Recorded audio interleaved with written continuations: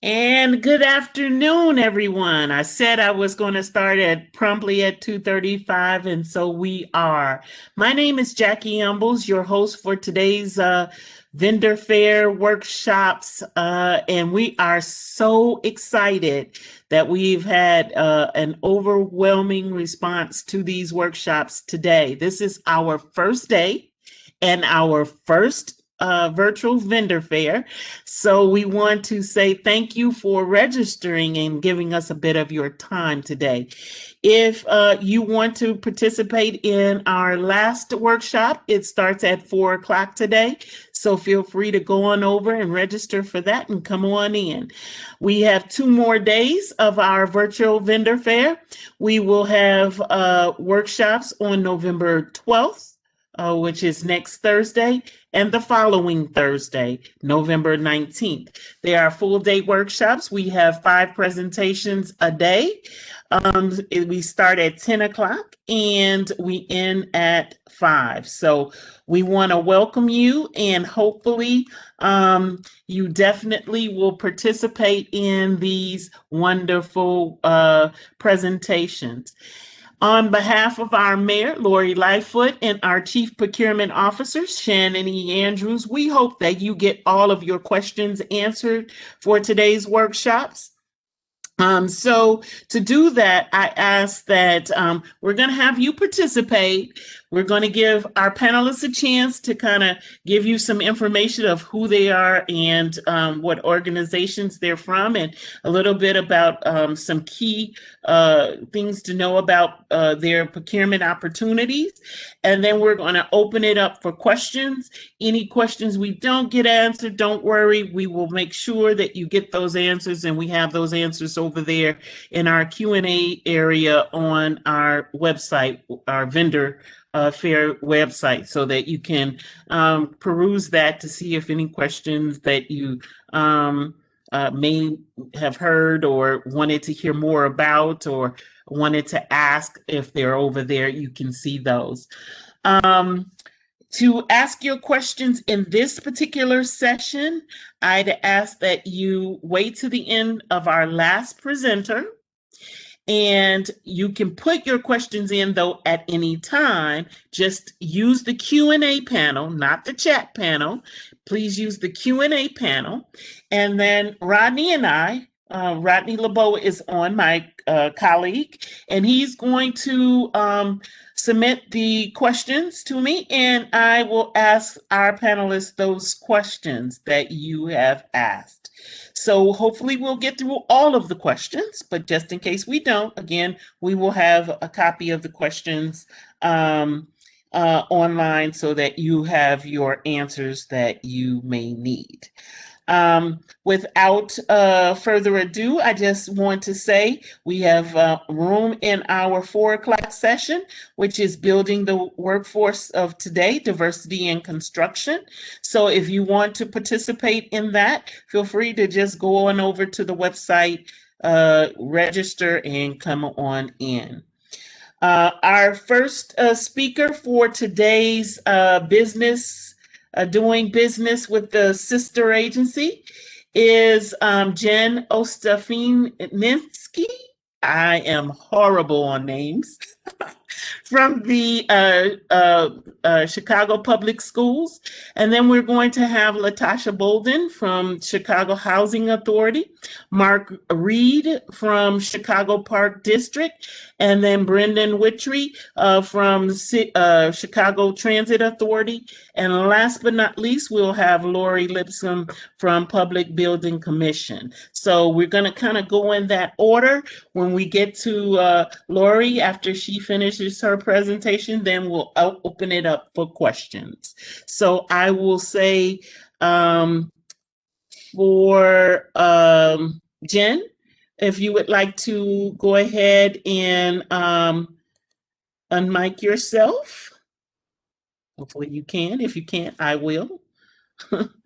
And if any of, I'm sorry, Jen, if any of the panelists need to share any slides or anything, just let me know and I will roll the ball over to you and you can have control of the presentation. Jen, you can go ahead. Thank you so much, Jackie. I appreciate it. I am not going to be using any slides today, but I did submit some slides for Jackie to share with everybody that will cover everything that I'm going to speak to today. I am going to look at the slides as I'm talking to you guys, though, so I apologize if my vision looks a little back and forth. But thank you all for joining today. I'm very excited to be a panelist on the vendor fair for the city of Chicago. I was there in person last year on the panelist, and hopefully next year we'll be back in person again. But my name is Jen Ostafinsky. I am a category manager for Chicago Public Schools in the Department of Procurement. And my categories are the operational categories. So my team cover categories like facilities, nutrition, capital, transportation, and real estate.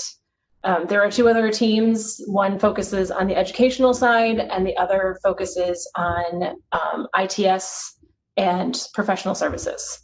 I do have some information about upcoming opportunities for all of our areas. But mostly I'll be speaking high level on how to become a CPS vendor. So as you're probably all aware, since you are part of the city of Chicago, you know that CPS is the third largest school district in the country, behind New York and LA. We have about 350,000 students with approximately 600 schools and 800 or so actual buildings that we manage. We purchase a wide variety of products and services, as you can imagine. There's a lot that goes into the day-to-day operation of our school system. So there are two ways really that you can become a vendor with CPS. The first is to be sponsored by a principal or a network chief or by one of the department chiefs. This would be for smaller companies who have very specialized capabilities. A lot of the sponsorships we see come through would be for local restaurants or bakeries when principals want to purchase, morning meeting snacks and coffee for their teachers, or thank yous or incentives. There's a lot of professional development that will sometimes be sponsored for this. For the teachers to do professional development within the schools for them. There are some that, like I said, specialized equipment, some local businesses that can have very specific needs that the school is looking for. They can network directly with the schools to become sponsored. The nice thing about a sponsorship is once you have an active vendor number, you can do business with any CPS school. You don't have to be sponsored by each school. You just need to be sponsored once, and then you can start networking with the other schools to continue to provide your services across the district. There are some limitations for if you're a sponsored vendor and you don't have a contract. The statute limitations is $25,000. That is per year, per fiscal year, which is July 1 to June 30th, per unit, so per school. So if you're a small business and you're doing $25,000 per school, you're doing pretty well. If you're a larger company, then you will probably want to go towards a contract as opposed to just being sponsored. That being said, the other way to become a CPS vendor is to get a contract. Those are official solicitations done through the Department of Procurement. They are RFPs, requests for proposals, RFQs, requests for qualifications, or bids, large bids such as for furniture, music instruments, and we have several coming up for facilities. Those would be an official submission to a solicitation with a full evaluation by committee.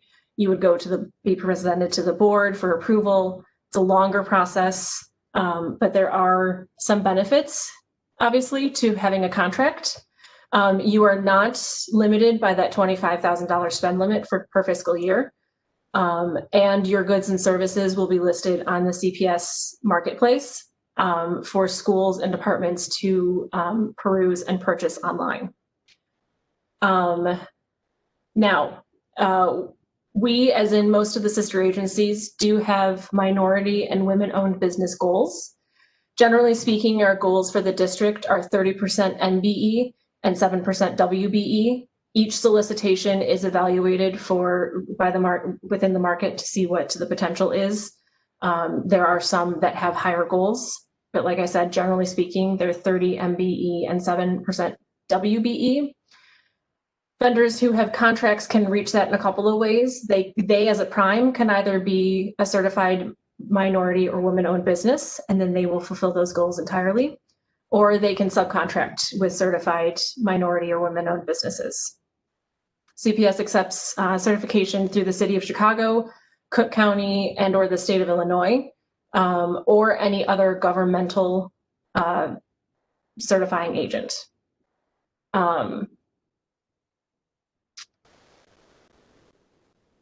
And like I said, those are evaluated by the contract as a whole, and based on the needs of the contract, those goals could be adjusted. Once you become a CPS vendor, or if you're interested in becoming a CPS vendor and are looking to do the sponsorship route, which is highly recommended, especially for the smaller businesses, do not do work without a PO. We've run into some cases where this happens. It is a big no-no. So please be sure that you go through the entire sponsorship process before you start any work for any school. Just because it is a long process, but we do our due diligence in checking and ensuring that we have the students' safety utmost in mind. So please do not do any work for CPS without a PO.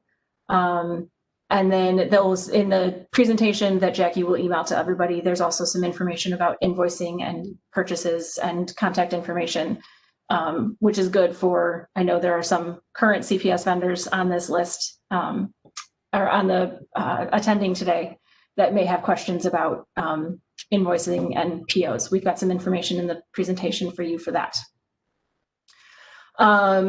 And then quickly wrapping up, this is also going to be in what Jackie distributes to everybody. We do have some upcoming opportunities across the board with CPS.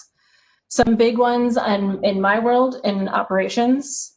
We have a lot of bids coming out for services such as groundskeeping, which would be snow removal, ice melt, and landscaping services. We've got integrated pest management bid coming. A lot of things with fire suppression, conveyance, boiler chemicals, pool chemicals. A couple other big solicitations we've got coming is paratransit transportation, and also some food management, food service management services. There is, I missed this and I don't know how, there is one large solicitation that is on the street right now. It just got reposted on Monday. It is for our facility management and building engineers RFP. We are looking for a company or a couple of companies to partner up to be some in-house facility management help for CPS, along with a team of building engineers that will be housed in each of the schools. All that information about that solicitation is on our CPS website, and the proposals are due back December 7th. A couple other just quick highlights of solicitations that are coming out in the information and technology services area. Excuse me. We've got the purchase and or lease of network servers. We've got timekeeping. We have information and technology security systems, management and monitoring, and also a solicitation for school communications platform. If you're interested in any of those, I can direct you to the category manager who's in charge of that area. And then under our education side, we have some solicitations for ed tech, which is additional resources for students outside of the core curriculum. We have social and emotional learning, professional development, and out of school time. And then, as always, there are additional resources for this information and everything about CPS procurement on our website, which is cps.edu/procurement. And that is everything from me. Thank you. Thank you so much, Jen. Our next speaker, Latasha Bolden, she is from the Chicago Housing Authority. She's going to give a brief overview of her organization. Take it away. Hi, Jackie. I'm trying to start my video, but it's not allowing me. There we go. Am I able to present slides? Yes, you are. I can throw the ball to you and should have it now. You can share your screen.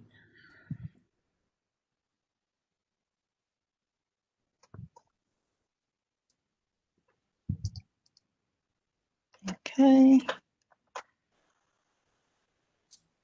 Of course, doesn't want to let me do that.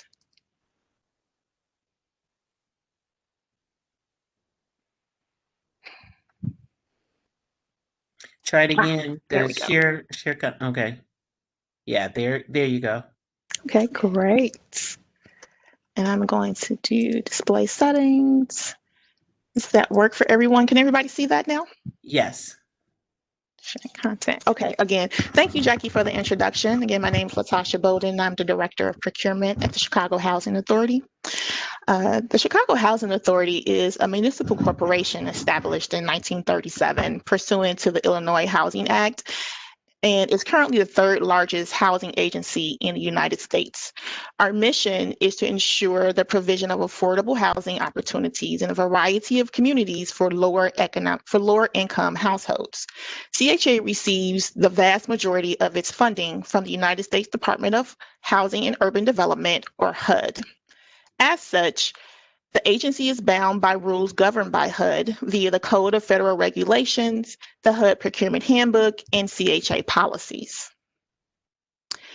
We encourage all vendors to register at our supplier portal, which can be located at www.thecha.org under Doing Business. We've made an update to our website whereby vendors can review solicitations without registering in our portal. However, we encourage everyone, if you decide that your firm sees a solicitation and would like to take the next step on that solicitation, to register in the portal, because the portal will afford you the ability to see solicitations, associated addenda, and receive communications related to any new solicitations as they are sent out to the public based on the commodity codes that you selected on your supplier portal profile.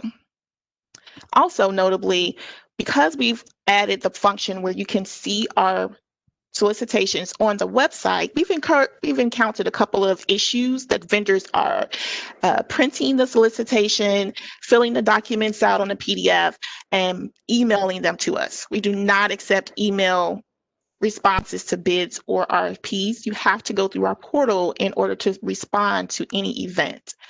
Also, it will behoove you to register in the portal because there are various document types associated with our solicitations, which could be a PDF or an Excel spreadsheet for the fee form.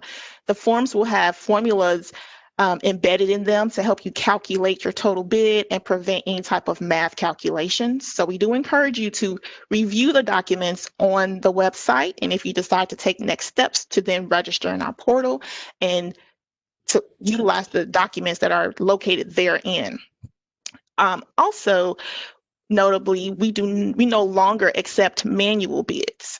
So due to COVID-19, we don't know how long that will be that we are not accepting manual bids. So if you really do decide to respond to an event, you really have to register in our portal in order to take that next step. To find our solicitations, again, you would go to our website or register in our portal. And we also issue notices in local newspapers and local advertisements in local newspapers. We typically utilize IFBs and small purchases for solicitations that are less than $250,000 and that have a fixed price or lump sum bid amount. We utilize RFPs for professional services and sometimes for construction, depending upon the actual project type. 5 things to remember when you decide to respond to an event with a CHA is to complete your registration in Supplier Portal, read the entire solicitation document, acknowledge the addenda, and be sure to start your process early. When uploading your response, Murphy's Law will always take effect, right? You'll start uploading your response the morning of, the system may be slow, you may be missing a document, or you have some sort of technical difficulty, and then you run out of time. So, and we do not accept late responses. So you have to respond to the event at the time that is stated in the document, or your response will not be accepted. So it's very important that you start your process early, and that you pick that if you run into any type of issues, once you do that early, that you contact us to troubleshoot. There is a coordinator associated with the solicitation, and their contact information is in all solicitation documents. So we encourage you to start early, ask a lot of questions. Okay. Commonly procured items include architecture and engineering, commodities, construction, environmental services, and work services. Our organization seeks to do business with firms that have the technical and financial capacity to provide quality products and services. So be sure to review those services that are available on our website. Whenever possible, we seek to engage minority, women, and disadvantaged business enterprises, Section 3 business concerns, and adhere to the Davis-Bacon and related acts as determined by the Department of Labor. Specifically, projects that are funded wholly or in part by federal funds must adhere to MBE goals as stated here on this slide.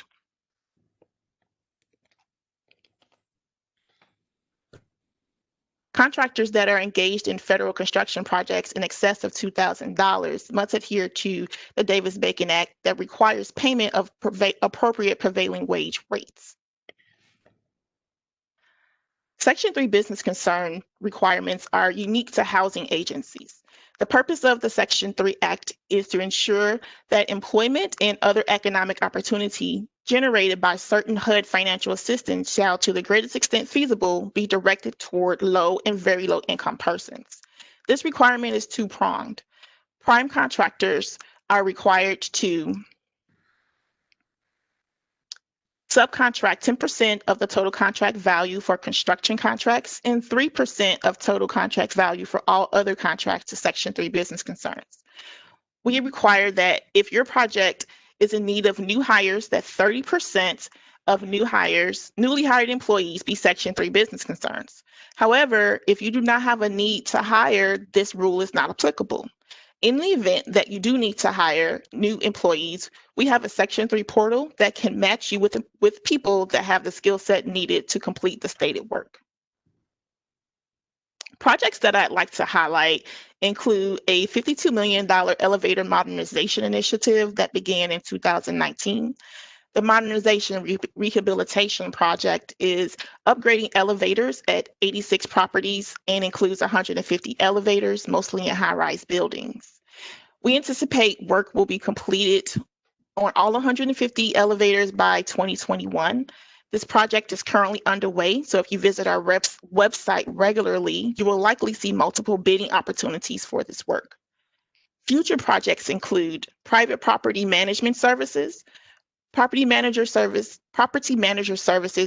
service a little over 21,000 families living in the CHA properties. The management companies serve our family, senior, and scattered site properties.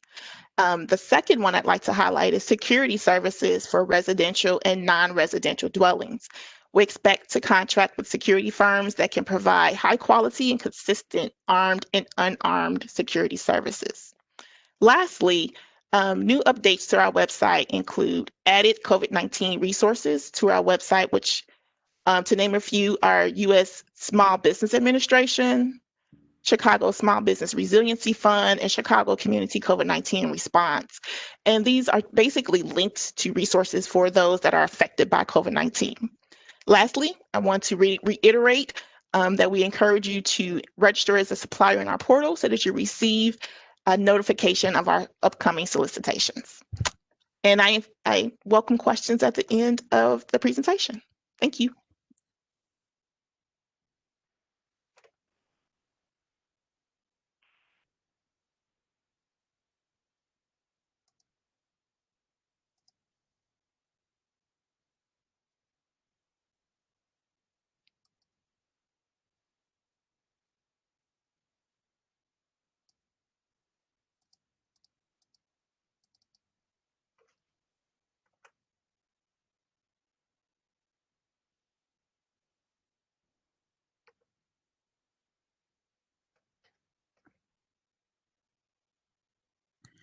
Mark, will you need to, our next guest speaker is Mark from the Park District, Chicago Park District, Mark Reed.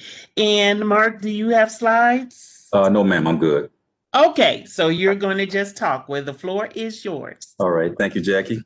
Good afternoon, everyone. My name is Mark Reed. I'm the Director of Purchasing for the Chicago Park District, and I'm happy to speak to you today to give you some information regarding procurement opportunities at the Chicago Park District. First of all, let me give you a brief description of who we are. CPD has over 600 parks and playgrounds that we operate, and it procures millions of dollars of goods and services annually, everything from the supply and delivery of topsoil to the design and build of a new park or parks. The Park District has over 300 active contracts that covers everything from construction, management services, professional services, and materials and supplies. The Chicago Park District is also responsible for the management of pretty much everything on the lakefront, the entire harbor system, all of our golf courses within our parks, and of course, Soldier Field. The Department of Purchasing consists of 3 different areas of procurement. First, of contracts of $10,000 above in value, our Mbe and Wbe compliance program, and our small purchase program, which is purchases under $10,000. Also, under our small purchase program, we have a target market program that we look for as bid opportunities between $5,000 and $10,000. You can list your vendor information on our website, and I'll discuss a little bit more about that in the presentation. The Chicago Park District is always transparent in their processes and ensures fairness, competition, and best value in all 3 of these areas of the Department of Purchasing for the CPD. Right now, I want to provide a little bit of information regarding our Mbe and Wbe program. The CPD has a very strong Mbe and Wbe program to support the development of local minority and women-owned businesses that aspire to do business with the Chicago Park District. The policy of the Chicago Park District establishes a goal of awarding not less than 25% of the aggregate dollar amount of all contracts to qualified Mbe firms and 5% of the aggregate dollar value of all contracts to qualified Wbe firms. The CPD, however, is not a certifying agency, but it does accept certifications from 7 different agencies, including the City of Chicago, Cook County, the State of Illinois, among others. The complete list of the certifications can be found on our website on the purchasing page at www.chicagoparkdistrict.com. We encourage all Mbe and Wbe vendors to look at the website for general contractor and subcontractor opportunities. CPD has advertised various contract opportunities during the last 7 months, including during our COVID period. And some of our future opportunities include the supply and delivery of T-shirts for our summer day camp program next year. Also, bus transportation services for our summer programs, electrical supplies, and copier paper, just to name a few. Also, in the immediate future, we're going to be advertising supply and delivery for sand and gravel and engineered wood fiber. So, a lot of things that are needed for our parks. Also, in 2021, we will be advertising an RFQ, pre-qualified services for our rapid response services, general contractor services, and design and engineering. We encourage all firms to submit their qualifications for these pre-qualified pools in the future. The CPD also encourages all vendors to go online and register and check out our website at www.chicagoparkdistrict.com. Click on Doing Business and browse the purchasing page, as bidding opportunities are frequently posted. And once you register, you can also register for notifications to receive. You can register to receive notifications for any projects that are advertised at that particular time. You also can download and view active contracts and a list of firms in our current pre-qualified pool. I think that is about it. So I just wanted to give you a little brief information of who we are and what we do and how you can become a part of the CPD team. And again, I want to thank Shannon and Jackie for this opportunity to discuss what the CPD is about today. Thanks. Thank you so much, Mark. And our next guest speaker is Brendan Wittry. He is from the Chicago Transit Authority. So you can take it away. Brendan, did you need slides? Do you have slides? Hold on, Brendan. Okay, you do not. Okay, go ahead and take it away. All right, good afternoon, everyone. My name's Brendan Wittry. I'm a senior project manager with the purchasing department at the Chicago Transit Authority. I want to thank you all for joining us and my colleagues from the other sister agencies to take time out of a beautiful sunny day to find out about more how to do business with us.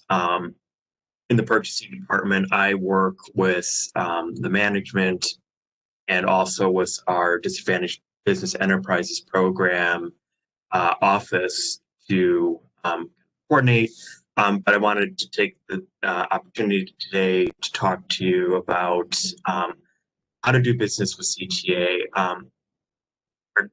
Our agency, as you know, we're the second largest transit authority in the country with over 1,500 rail cars and 1,800 buses, and we had our network goes from the very far north side of the city to the very far south side, east and west, and even into some of the surrounding suburbs as well.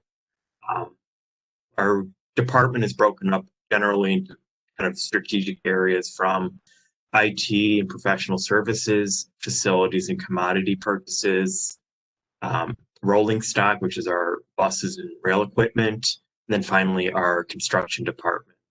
And then we also have small purchases and our procurement support team as well. Our CTA, we have a disadvantaged business enterprise program, which is pursuant to federal regulations of the Department of Transportation. It's part of the Illinois Unified Certification Program, which is one of 6 certifying agencies, including CTA, the City of Chicago's DBE program, Metra, PACE, and the Illinois Department of Transportation.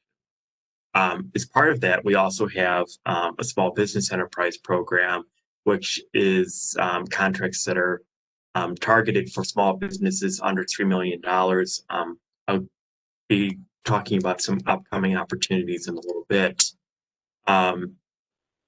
Furthermore, as much along with the city and the other sister agencies, we've gone online with submission of bids and proposals and other procurements. Our website is for our procurement portal is transitchicago.bonfirehub.com, and I can make sure that link is provided to you later.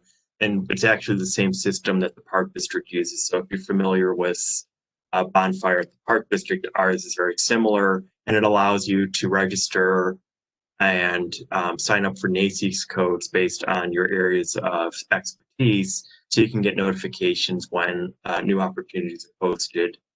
We have a wide variety of contracts that come up throughout the year, from professional services to commodities to also work services. Leads me to actually some of our upcoming small business enterprise opportunities, which include window cleaning at grade level, real estate appraisal, concrete work at our bus turnarounds, as well as various task order pools. Those are more subcontracting opportunities of the technology support services and our general planning consultant. In addition to our website, you can also find CTA solicitations through the Chicago Tribune, the public notices section there, and as well as on our website. In addition, our website has information about our buying plan, which is also included was the city's buying plan along with the other sister agencies. I believe that's all I had. There's been a lot of great information, so some of it doesn't need to be, I don't want to say the same thing twice. So Jackie, I'll turn it back to you. All right. Thank you, Brendan. And last but not least, I have Laurie Lipscomb from the Public Building Commission, and she's going to tell you a little bit about what's going on over there. So you go ahead and take it away, Laurie. Okay. Can you give me the rights to share my screen? I sure will. Give me just 1 second. No worries.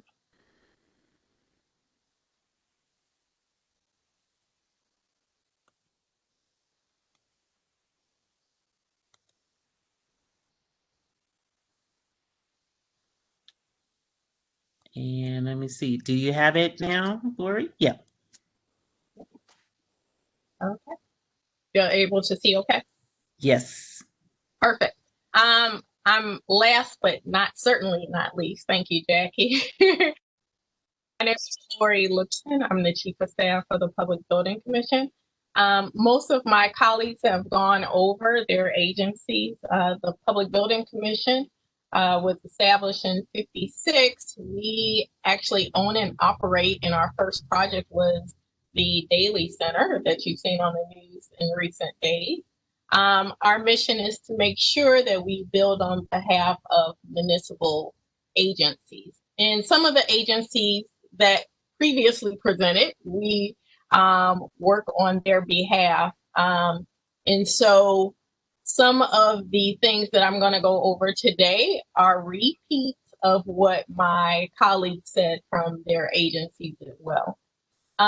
We are a small unknown agency, but we've built police stations. You'll see a fire station, libraries, high schools, Kennedy King College, Daly College. You'll see for Chicago Public Schools, we have done annexes, additions. Also for the city, we have done libraries. We do a lot of renovations in schools and for the city. And we also work for the Park District, my colleague mentioned as well. And these are some of the projects that I just wanted to flip through to give you a little insight about the Public Building Commission and what we do. All of the agencies that presented today have different rules and regulations. However, all of them want to make sure they promote fair and open competition. In addition, they're going to make sure they follow all the rules. And that's why it's important when you figure out your business and the appropriate means for which you do business with these agencies. There's a couple of ways you can do that. All of us have requests for proposals. All of us have qualifications. Sometimes they mix them with the qualifications and proposals. Each agency, as you heard earlier, has an under 25, it might be under 10, and we have emergency procurement. RFPs, what I do, Latasha spoke a little bit about this earlier. You want to make sure when you're filling out for any of the agencies that presented earlier that you fill out all the information that is requested, and you want to put your best foot forward. So you want to show that A, I'm qualified, B, here are some of my examples of what I did, and 3, these are some of my costs that I'm proposing to the agency. So all of us are the same, meaning that to do business with any government contract, you want to make sure that all your T's are crossed and your I's are dotted. Also, similar to a few of the agencies that presented, we have a pool of, and most importantly, we have 2 of them on the attendees list today, part of our letters of interest and qualifications. That is for our architects and engineers. So those who are interested in providing services to the PBC can always submit their LIQ. Is open at any time. Similar to the other agencies, since we build on their behalf, we have services from architects and engineering to material testing to bids for construction. We've had audit services. So similar to all the agencies, I would review the buying plan that I know Kathy and Jackie will share at the end of the presentation, as well as it's on DPS's website. For our construction companies, which we have 3 on the line that are currently working with the PBC, typically you have an invitation for bid, and that's with all our agencies. You're going to submit your bid. You're going to make sure all the documentation that is requested is submitted. A little different from a hard bid is where the architects would already draw that and the bids would come in from the general contractors. The construction management services listed below would be a little different. And we also have design build. Design build is where the architect and the GC come together in one team and deliver a project. And the reason this has become one of our most successful ways of procuring services for our big contracts, and especially for new buildings, is because it allows increased Mbe, Wbe participation, and it allows for the designer and the builder to come together and make decisions quickly. One of our pride recent projects that we finished, even though it's called Southside High School, it's now called the Englewood STEM. And it was a joint venture between UJAMA and Power. You can also see we had a diverse team for our architects as well. So you'll see Brook Architect, you'll see Level 1, Terra Engineering. And all these things are important to the PBC because not only do we want to build and construct and have a diverse team, we also want to make sure our workers reflect that community. So it's very important for us while we were in Englewood to support the neighborhood and ensure that they were part of the process and they were proud of the project that went forward. Similar to what we just discussed regarding construction, we also make sure that our architects are diverse as well. And so our last set of projects, which were mostly annexes, some renovations, they were led by 17 minority and women-owned businesses. Another method that we use is construction services, and this is mainly for our general contractors. This is where the architect and builder still work together, but it's an easier transition and we bid out those trades as the project moves forward. Similar to other agencies, these numbers that you see on the screen, Mbe and Wbe 26 and 6 are our floor, and professional services 25 and 5.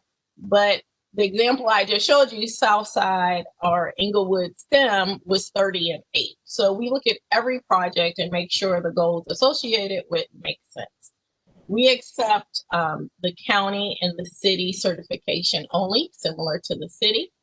As I discussed before, that we want to make sure that we have a community hiring component to our projects and to make sure the city of Chicago residents are also employed. If you get a chance this evening, you could always look at our year reviews on our website. But for those who are looking how to do business and what things I would look for if I was a firm, I would look at old bid tabulations to see what other firms bid on projects. I would look at the pre-bid conference information. That's where you find out people you can team with or joint venture with, similar to your pre-submittal conference information. You can also see, similar to all the other agencies, awarded contracts. So if there's something you're interested in, you can always look at what exists now so you can get a range of when you start to bid and what to look at. On our website, you can also see payment applications to see how much firms were being paid and when they were paid. As in any other agency, upcoming opportunities, past partnerships and success stories, you can look at our newsletter.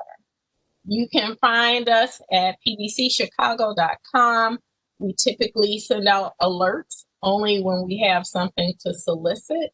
We also do old school. We're also in the Sun Times, and we issue on social media. My suggestion for PBC, if you're interested in the work that PBC does, that you sign up for PBC alerts. You go to the bottom of our webpage and sign up. You can also make sure you talk to our assist agencies, which are similar to all of my colleagues that spoke earlier. And now I am going to open up for Q&A. All right, so can I have all of my panelists go ahead and put on their videos so that our wonderful guests can see you? And there are a few questions for all of you. So I'm just going to ask them as they asked us the questions. There are a lot for Chicago Public Schools, but if anyone has anything to add, feel free to add it as we go along. The first question is for CPS. How can architecture firms become a CPS vendor? So architecture firms would have to reply to a request for qualifications. At this point, we are not adding any architects to our pool. The contract is actually up for renewal next year, and there's like 100 some vendors in the pool. So we're not adding any vendors at this time. All right. The next question is for CHA. What kind of apparel do the Housing Authority require? Apparel? I guess they're trying to outfit the Chicago Housing Authority. There was no additional information for that question, so I'm only assuming. Okay, so we don't have any specified apparel that we're looking for at this time. However, if we do have that sort of need in the future, we do encourage you to register as a supplier and visit our website for those specific types of needs. We typically, from time to time, we will have a small bid for t-shirts or things of that nature, but nothing specific that we have on a regular basis. And for any of our speakers here, if they want to answer this, hello, I am with a manufacturer called Ale, and we work with reseller partners. So I will not be responding to any of the RFQs. However, I would like to access the RFP portals so that I can become aware of any opportunities that come up. Will I be able to access that? From a Chicago Park District perspective, he can register online and he can receive notifications on when RFPs, RFQs, or RFPs are posted to our website. And for all of you, I would say if you're looking for opportunities and opportunities at a snapshot for all of our guests here and more, because we have state agencies in that book as well. I would say the buying plan too is a great way to download the buying plan from the Chicago DPS website. And you can go through that buying plan and see what the opportunities are, and then branch out from there and go to the prospective websites of that organization and dig deeper to find out what you need to know to secure that opportunity. CPS, there's a question for you. Is there a prospective time to the recent RFQ for arts enrichment? The arts enrichment RFQ should be going out within the next couple of months, sometime in January, maybe February. And can you both be sponsored as well as with a contract? So we could do work at all budget levels? Yes, you can. More than likely, depending on the variety of the services you have, the contract that you would get would kind of supersede the sponsorship. But yes, you can be both a sponsored vendor and then also have a contract at the same time.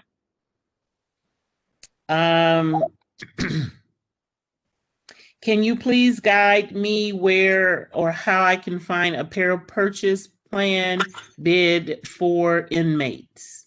Anybody have?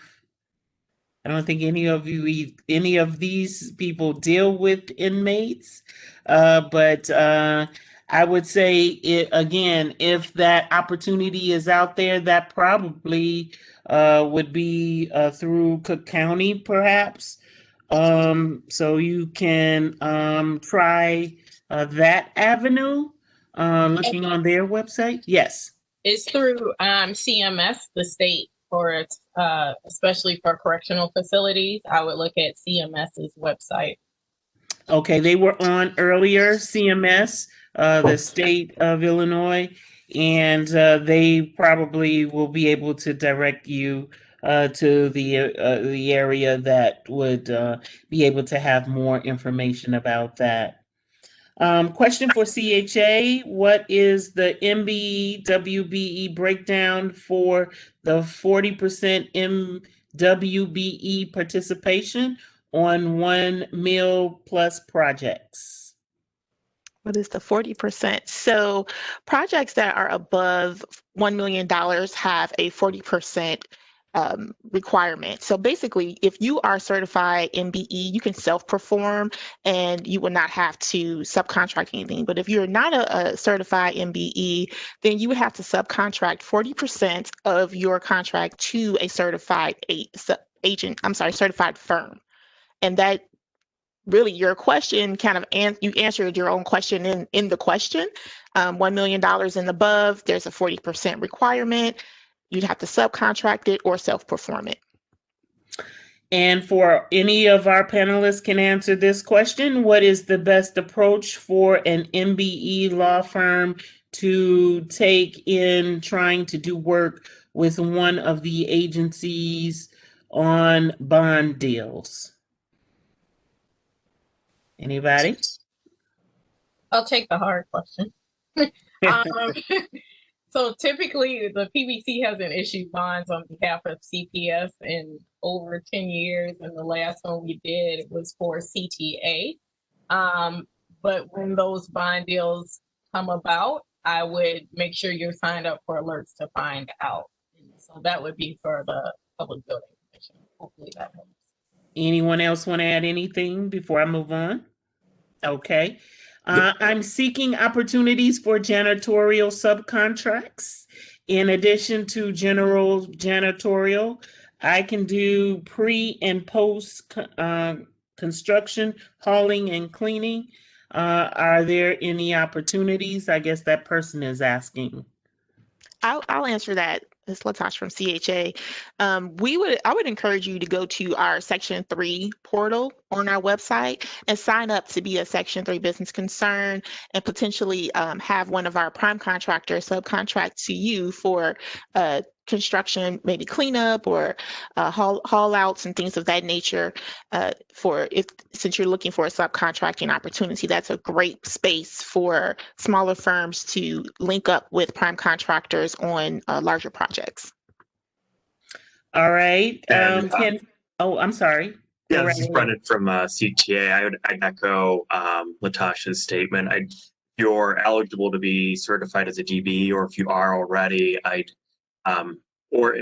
just generally, I'd encourage you to sign up on our website, on our procurement portal, and sign up with some NACICS code. So you can get a heads up of not only maybe janitorial, but some construction or larger projects where there might be subcontracting opportunities. And particularly for our bigger contracts, we work with our diversity programs office who runs our DBE program.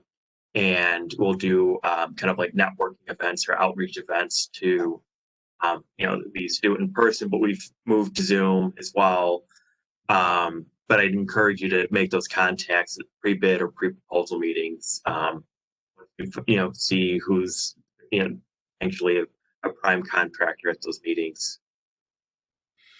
Can non-for-profits bid for contracts with these sister agencies? Anyone want to take a stab at that? For CPS, yes, non-for-profits can bid on projects. Same thing for CHA. Same with Park District. Yeah, I don't believe there's any restriction. There's no restriction, but typically they're all for profit since we construct. So typically there's not non-for-profit opportunity. And the question of the person is asking, how do you become a vendor if you are an information technology company? Does anyone want to take a stab at that one? Information technology company. They want to know how they can become a vendor. For CPS, oh, sorry. Go ahead, Jen. Thank you. For CPS, it would typically be you'd have to respond to a solicitation, an RFP or RFQ for those services. There are not very many opportunities for sponsorship for ITS. It's usually done through a larger solicitation.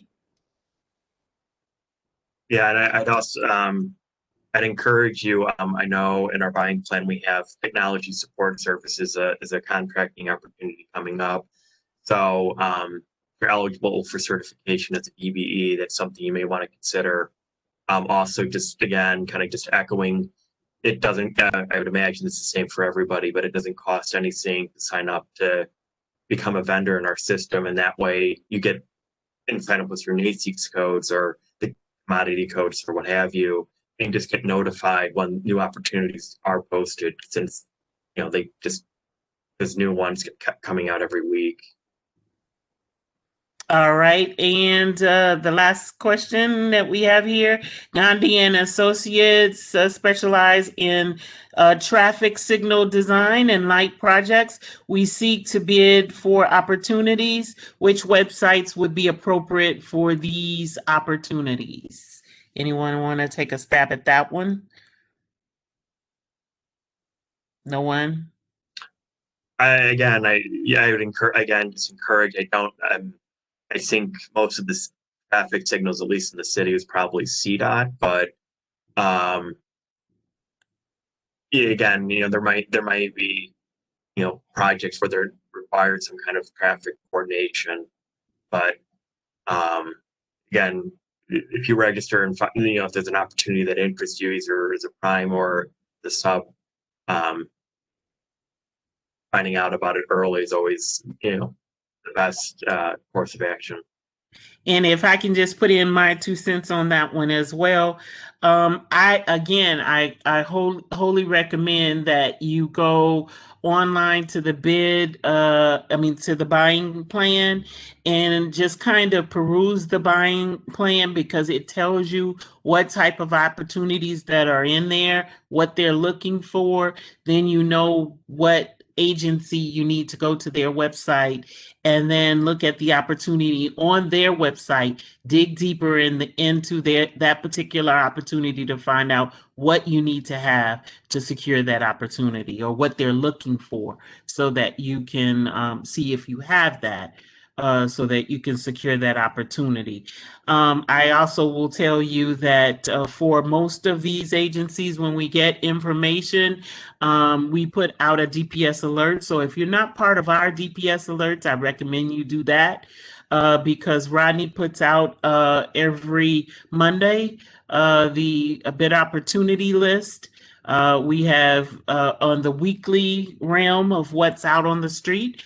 And then we also, for the city, and then also we put the buying plan information in the DPS alert as well. So that's a quick way that you can see opportunities as they come up. We kind of shout them out to you that way through the DPS alert and click by clicking on the bid opportunity list, so that you know what it is out there. I would like to say thank you to all of our panelists for this session today. I think we have done a yeoman's job. I am just going to ask if you have one last pressing question, you need to go ahead and ask it, and we will ask our panelists. If not, I would just like to let the panelists say, a word or two in closing. It doesn't have to be lengthy, and I'm going to start reverse. Laurie, you can go ahead and go first and say something in closing. Sure. I appreciate everyone joining virtually. I know it's a different time, but the most important thing for all the agencies is you want to do a little research. You want to do a little background on the services you want to provide. Get some concise questions and contact the agency directly. All of us are mostly virtual, and we will be able to get in contact with you. But the most important thing is that you sign up for those alerts so you know what kind of services that you're seeking. And I hope everybody's successful. Thank you so much, Laurie. And if you could give me that PowerPoint, because we have people clamoring for these PowerPoints. So that's in their comments as well. And Jen, I'm gonna let you go next because they're after you, because you said that you would send the category managers details. And so if you can send that information to me after with this in my email, I would greatly appreciate that, because there are several people looking for that. But you can go ahead and say your parting words. Sure thing. I replied to a few of the ones that I saw. I did reply and sent her email address, but I'm happy to send that to you so that you can hand it off to you. I think you may know her. It's Patty Hernandez. Okay. But thank you everyone for your time. We greatly appreciate you taking time out of these crazy, hectic, uncertain days. Any questions for me? I think our email addresses are going to be shared with everyone, so please feel free to reach out. If it's not my category, I can definitely pass you along to who can answer your question. And for CPS, we do also have alerts that you can get. If you go to cps.edu/procurement, go to contracting opportunities, there's a link there for you to be able to sign up for any and all alerts. Thank you very much for your time today. All righty. Okay,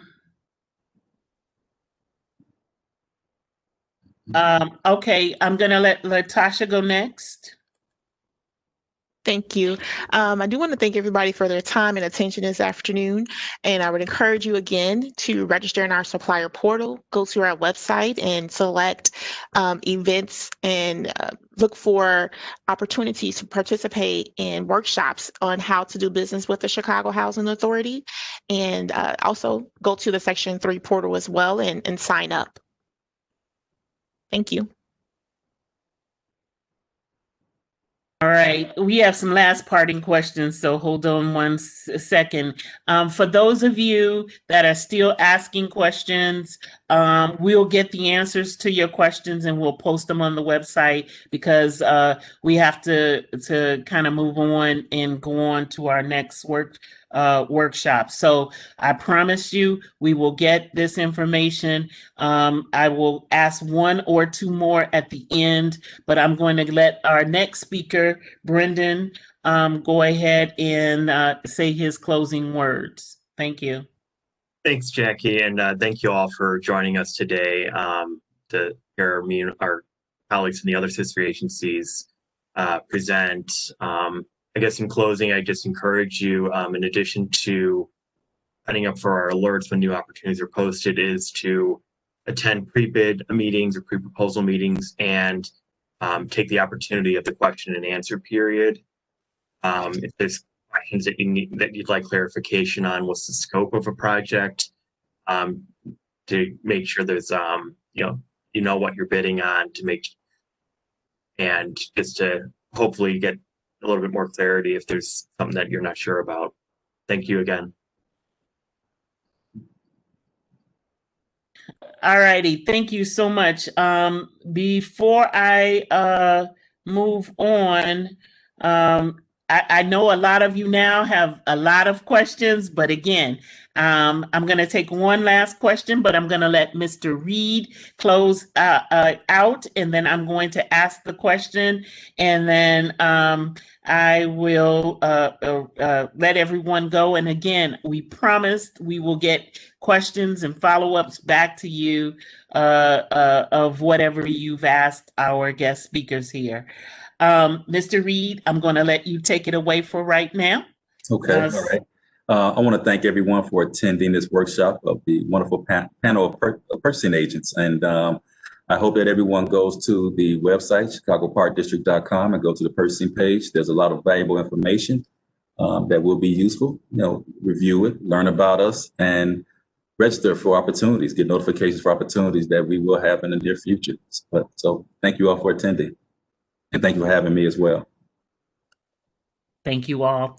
The question is for CHA. It is the follow-up to that 40% breakdown question. What is the breakdown of 40% WBE? MWBE. Is it 30% MBE, 10% WBE, or 25%, 15%?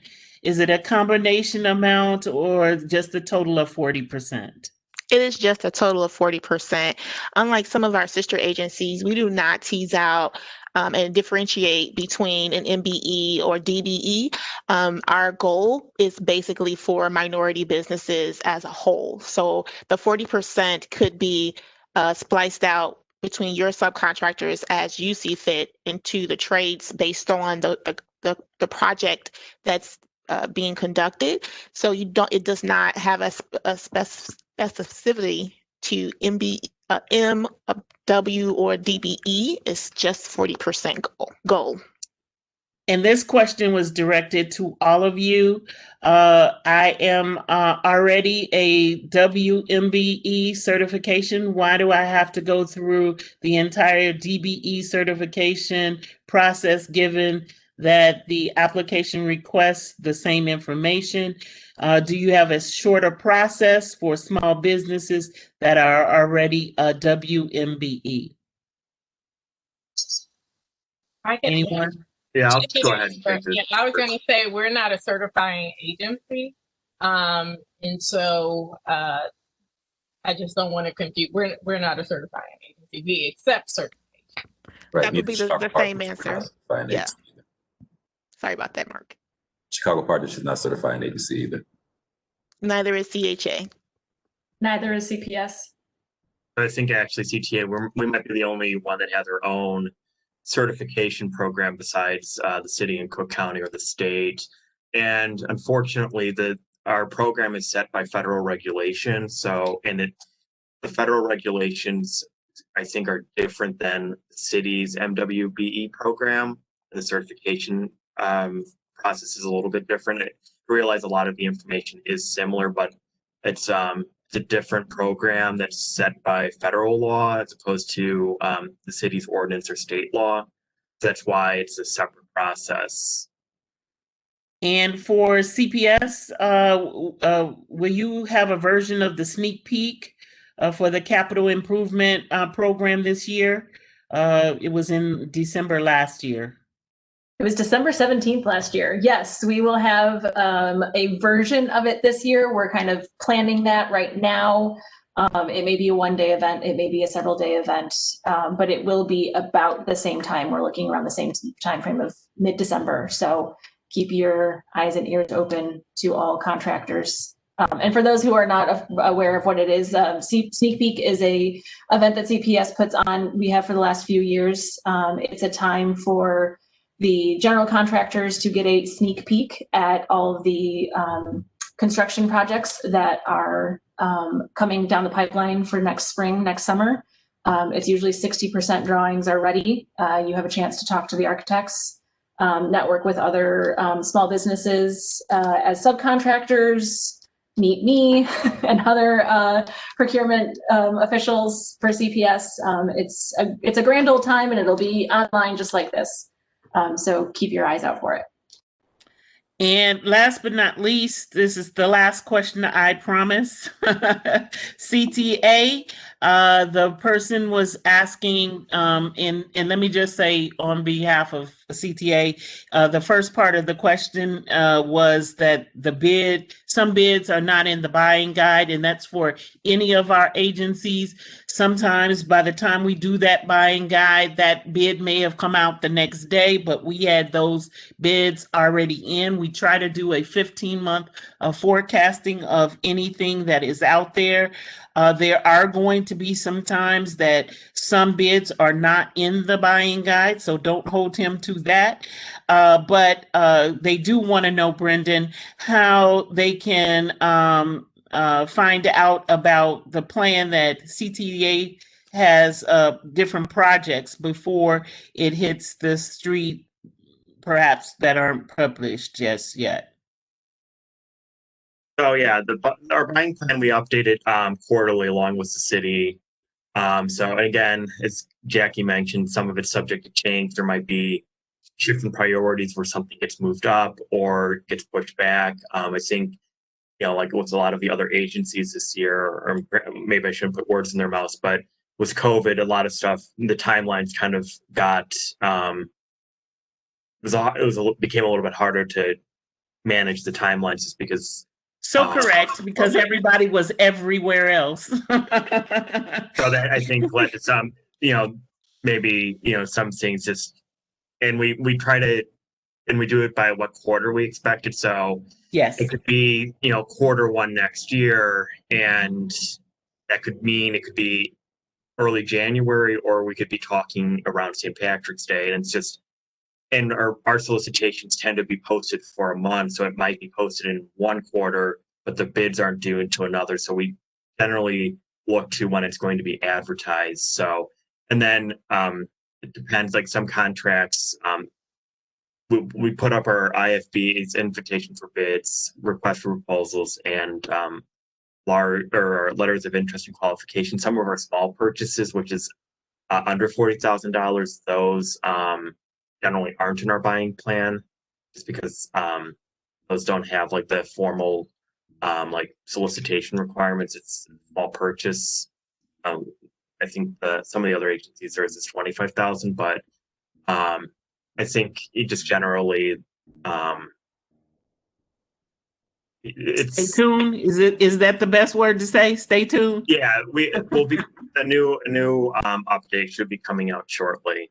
Mm-hmm. All right, so I'm going to wrap up. I promised that I would. I try to stay on time and on task.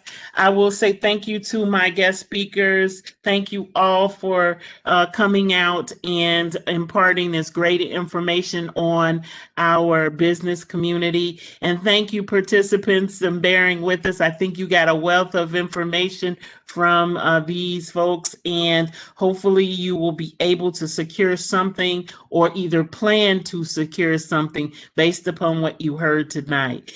I will say to you, stay safe, stay well, wash your hands, wear your mask, social distance, and hopefully next year we'll see you at one of the larger venues for this actual vendor fair.